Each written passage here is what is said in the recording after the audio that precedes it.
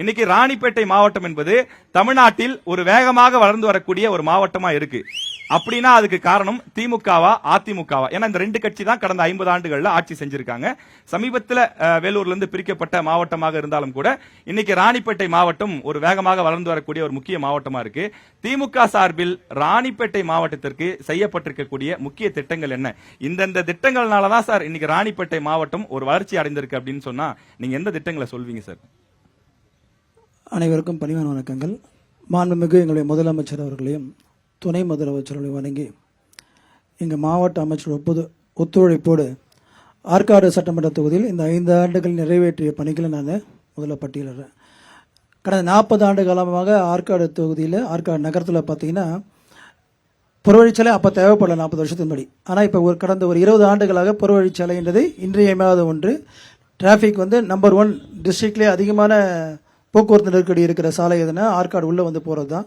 முதலமைச்சர் அவர்களுடைய ஆணையின் பேரில் கிட்டத்தட்ட 51 கோடி ரூபாய் நில இழப்புக்கு கொடுத்து 35 கோடி ரூபாய் சாலை வசதி அமைக்க கொடுத்து 82 கோடி ரூபாயில் புறவழிச்சாலை இன்னைக்கு அமைக்கப்பட்டு விட்டது. இன்னும் ஒரு நாட்களில் இந்த வாரத்துக்குள்ள அது திறக்கப்படும். அடுத்ததாக பார்த்தீங்கன்னா ஆற்காடு நகரத்தில் 3 கால்வாய்கள் 30 கால்வாய், புதுப்பாடியான் கால்வாய், கலம்பஜார் கால்வாய் 3 கால்வாய் இருக்கு. 3 கால்வாயும் ஆற்காடு நகரத்துடைய மைய பகுதியில் சுகாதார சீர்கேடு ஏற்படக்கூடிய ஒரு சூழ்நிலை இருக்கு.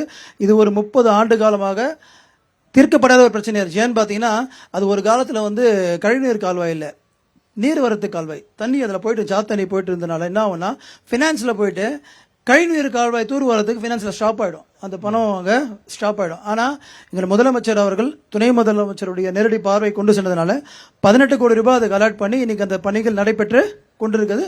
மிகவும் தரமாக அமைக்கப்பட்டு கொண்டிருக்குது.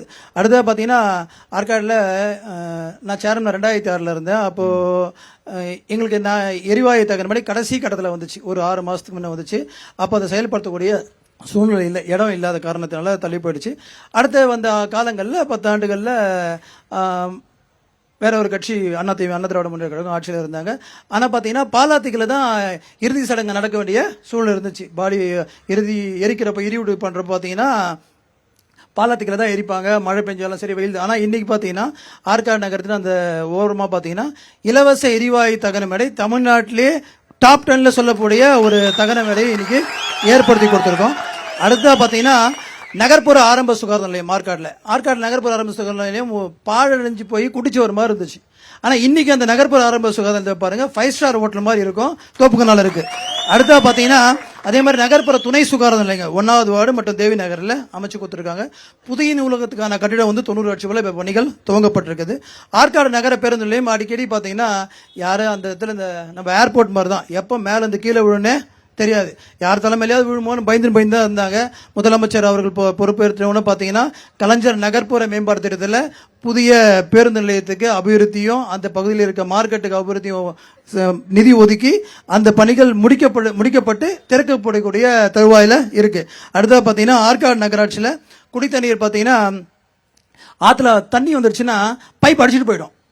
ஏன்னா கீழே தான் பைப் இருக்கும், பைப் அடிச்சுட்டு போயிடும். பைப் அடிச்சுட்டு போயிடுச்சுன்னா தண்ணி போகிற வரைக்கும் ரொம்ப சிரமப்படுவாங்க. ஆனால் இன்னைக்கு பார்த்தீங்கன்னா தனியாக அதுக்கு ஒரு பிரிட்ஜ் போட்டு பைப்புக்கே போட்டு நகராட்சியில் குடிநீர் பணி அபிவிருத்திக்கு 5 லட்சம் ரூபா டேங்க் 1, 3 லட்சம் டேங்க் 1, 4 லட்சம் டேங்க் 1 நகரம் முழுவதும் தண்ணீர் தினசரி கொடுக்கக்கூடிய ஒரு சூழ்நிலையை ஏற்படுத்தி கொடுத்திருக்காரு எங்களுடைய முதலமைச்சர். அடுத்து ஆற்காடு தொகுதியை பொறுத்த வரைக்கும் பார்த்தீங்கன்னா இது முழுக்க விவசாயம் சார்ந்த தொகுதி. 99 ஊராட்சியை உள்ளடக்கிய தொகுதி தடுப்பணை. அதனால கண்டிப்பாக அக்ரிகல்ச்சர் வளரணும், விவசாயம் பெருகணும்னா கண்டிப்பாக நீர் இன்றியமையாத ஒன்று. நீர் இல்லாமல் எதுவுமே பண்ண முடியாது.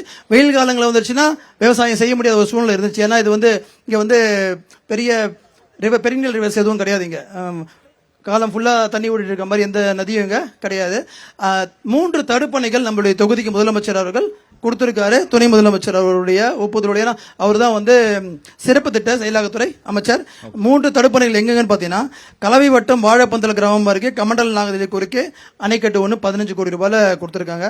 அதே மாதிரி திமிரி ஒன்றியம் வெள்ளக்குளம் கிராமத்தில் அருகே தேவநாசி மலை வீரக்கட்டை மலை அருகே 6.5 கோடி ரூபாயில் ஒரு தடுப்பணை. அதுக்கடுத்து பார்த்தீங்கன்னா கலவை வட்டம் தோனிமோடு கிராமம் அருகே பெண்ணகர் மொழி குறுக்கே அங்கே ஒரு தடுப்பணை 5.25 கோடி ரூபாயில் 3 இதுக்கு முத்தாய்ப்பு வைக்கிறார் போல. இங்க இருக்க அணைக்கட்டு முதல்ல பார்த்தீங்கன்னா ஒரு 150 வருஷத்துக்கு முன்னாடி கட்டின அணைக்கட்டு மிகவும் புயல் காரணத்துல ரொம்ப அடிபட்டு போயிடுச்சு. அந்த அணைக்கட்டை பாத்தீங்கன்னா கிட்டத்தட்ட 200 கோடி ரூபாயில 80,000 ஏக்கருக்கு சாகுபடி செய்யக்கூடிய 318 ஏரிகளை ஒருங்கிணைக்கக்கூடிய திட்டத்தை இன்னைக்கு முதலமைச்சர் அவர்கள் திறந்து வச்சிருக்காரு.